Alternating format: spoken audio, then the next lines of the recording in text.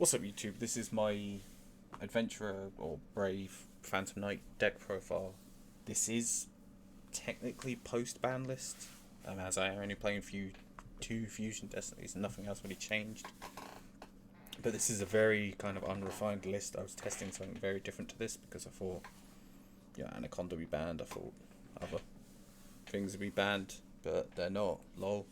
So this is the version of the deck that I'm going to be testing, and then I think once the ban list actually drops, I was kind of, or say drops, it's already dropped, but goes into effect, I will release a more sort of refined deck list once I've had time to test this. So this is just what I'm going to be testing for the next couple of weeks, I suppose. So quick shout outs to Rocket Ranger cards on Instagram for the Adventurer token. He also did my Sword Soul tokens, if you saw my deck profile for that a few weeks ago, so definitely check him out. He does some really good things. So yeah, straight into the deck profile. For the PKs, we're playing triple Torn Scales, triple Boots, double Cloak, one Gloves, one Greaves, very standard Phantom Knight ratio. And we're also playing Fog Blades, Wing, and Shade. This is, I think, the exact Phantom Knight ratios are in pretty much every PK deck list I've ever played, or at least since Torn Scales released. I think this is just the most consistent. This deck doesn't run as many just pure level 3 extenders as this other Phantom Knight deck does, because it's not just any two level 3s. I mean, it accesses one of your engines, but you kind of need both engines to actually do something, if that makes sense. So, speaking of the other engine, the Brave stuff, we've got 3 Water Enchantress, 1 Griffin Rider, 3 Right, 1 Fateful Adventure, and 1 Eureka back. So this is essentially the whole point of this engine is to get the token with this card, which you can search with the Water Enchantress, because you can actually just send this off Cherubini and get access to this, which gives you access to this, which gives you access to this, and basically the entire deck revolves around having a token on field, token, and the Griffin Rider, which is essentially a replacement to Dragoon. I didn't play a version of this deck with since DP's released, because I just thought Dragoon was personally better in my opinion in this deck. Obviously DP and Dragoon are two very different cards, but I feel like the Omni Negate is better than the pop, and I know like people are playing Scythe and like that's disgusting, but I don't know, I just preferred that version. But in this you can play both, so yeah, which is really fun. So the only generic level 3 extenders I'm running are the 2 level 3 dangers.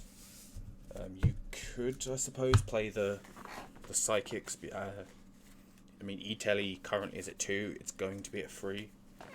So that might be better, but it requires more cards. And I suppose, 3 E-Telly for 2 targets. Although you could play Ghost Ogre, which I think will actually be kind of good in this format going forward, because if a lot of people are in Brave, Ghost Ogre does actually out the token. So that would just shut off the Griffin Rider. Although they're probably just Griffin Rider to negate it anyway, but yeah, whatever. I don't know. Like I said, the format's kind of new, so I think just testing it. And speaking of that, we are playing 3 Ashes, the only hand trap. It's level 3. I always play as in Phantom Knights for that reason, and I think just going into a new format, it's not the highest impact hand trap, but it is certainly the most generic. I think we're going to see a lot of rogue decks at the beginning of the format, and it's just generically good against most meta decks. It's good against most rogue decks. It's just a good card, I think. Ash is good. Dirty card that should have been banned. I don't know why they didn't hit this, but I guess maybe because PK hasn't been doing anything, and I think a big reason for that is Protoss, where Sword Soul has been such a highly represented deck, and it just gets immediately shut down by Protoss.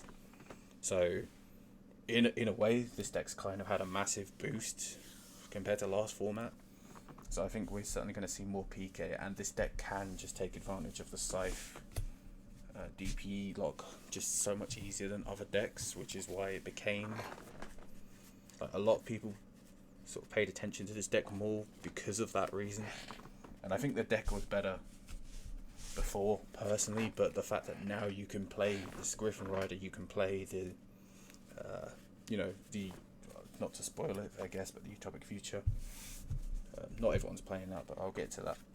And obviously just DP as well, so you've got this kind of free big boss monsters, and you can also just put in a Scythe just to make your opponent have a really fun time.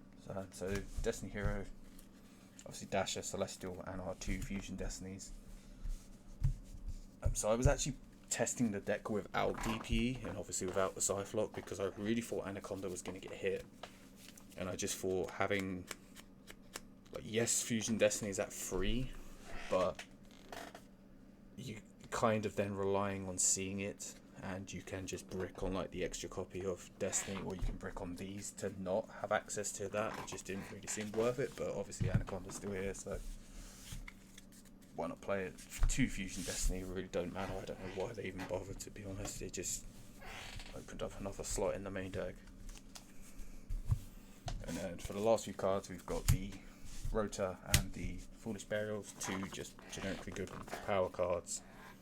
Rota searches any of the PKs, and then Burial can send any of the PKs, but it can also send the Enchantress, which then gives you access to your Brave Engine, so really good on this deck. 3 droplets. Not playing other than Ash, we're not playing any hand traps, so you need some kind of good board breaker card. And droplets is really good in PKs because you want things in the graveyard rather than in your hand. So there we go. And then for the 39th card, this will probably change. I'm just playing Call By. I think going into the new format, like I said, people are going to be playing hand traps maybe. People are going to be playing DPE. People are going to be playing Lancia against this deck specifically.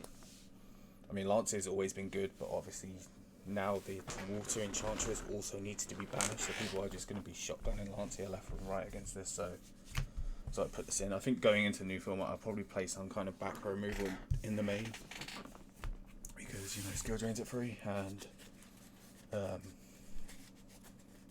Mystic Mine still hasn't been touched. Aya's been bad, so I feel like there's going to be a lot of kind of back row heavy decks going into this new format.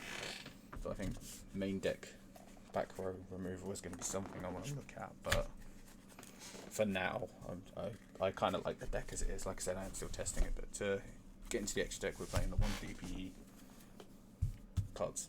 Good. 1 Link Spider. So this obviously you can make this with Shade or a Nibiru token if you get Nibiru, like you always could in PK, but you can also make this with the Brave token, which sometimes happen if you get sort of disrupted or you burn your Griffin Rider and get interrupted. You can just use the token, make this, and go off from there. Anaconda, obviously, for DPE. Cherubini, always probably the most important card in the extra deck, and that still is for this. You send in any PK you need, send in the Water Enchantress, just very good. Dagda, like I said, if you have access to Fusion Destiny, you just use the last 2 monsters at the end of your combo to go with this rather than the Anaconda, and then you can just Scythe lock your opponent and it's done. Rusty, it's Rusty, no need to explain that. Unicorn and Access Code are kind of this little package, and Appaloosa. I did say I do play the Utopic Future, which is typically what I end on, but sometimes you just can't. But you can go for an Appaloosa. So having either an Appaloosa or a Utopic Future with the DPE and the Griffin Rider is usually your typical end. And then for the Exceeds, we're playing quite a small Exceed package really for Phantom Knight, so we're only playing 1 Breaksword. It feels kind of weird, but we don't typically go for Rusty in turn 1. It's kind of just in there as a, if you need to get something off the field, you don't use it for like the Raiders Knight make a rank 4, which I normally would, and would normally play more copies, so it's a little weird, but this may change, but I'm just experimenting with ratios. So I'm playing 2 level years, because we are playing the Utopic Future. This, in this deck, is essentially, it's kind of, the best thing to compare it to would be like the Recital Starling in Lulisks, where that card, it was not a hard once per turn search. This is not a hard once per turn add back a banish card, so it refills your graveyard with your PKs and your water enchantress for the follow-up, while also getting Utopic Future. So it's essentially kind of what Recital Starling did in that deck, and that was one of the best decks, if not the best deck, and Recital Starling got hit to 1. So I feel like, who knows, maybe if this becomes standard, maybe this will get hit to 1 on the next list. But yeah, so we got Utopic Draco and Utopic Future. You need this to get to this, and yeah. So in future I may take these 3 out for something else, but at the moment I just really like this package. I think this is arguably the best way to play this deck, in my opinion. But like I said, I haven't had a lot of time to test, and just the last Exceed is the one redoer, so I'm not playing Zeus, which again I may change. I don't think Zeus is that good in this deck, personally, unless you're playing like Downward, because you're not really going to be going for more than 2 or 3 materials on it, so you're only really getting 1 board wipe. And like Breaksword is essentially a combo piece in itself, or a board clear if you need to get something off, so you don't really overlay this. You could overlay one of these if for whatever reason you couldn't get to Utopic Future, but I just like this. I think especially with Shade and Stained Griefs just ending on a rank 4, this is just a really annoying card for your opponent to deal with, and yeah, it's really fun. So side deck I'll just kind of breeze through, because it's not, like I said, the format's not developed. It's just kind of essentially the same side deck. So 3 Droll, 3 Nib, 2 Lancia, 3 Cosmics, and the 1 Harpies. Like I said, back row is going to be vital in the format moving forward. 2 Evenlies and Red Reboot. This is, like I said, I'm not explaining this very much because it is just kind of thrown together. I feel like these probably just hit the most, the broader scale of decks in some way. So yeah, that's it for the list. Like I said, I will test it, I will update it, but yeah, I'm just really excited to actually finally play this deck. I love Phantom Knights. It feels so good to be back on Phantom Knights, as much as I loved playing Swords Art for the past 2 months. I'm just really excited to play this deck. So yeah, thanks for watching. Like, subscribe, all that YouTube stuff, and yeah, thank you. Bye.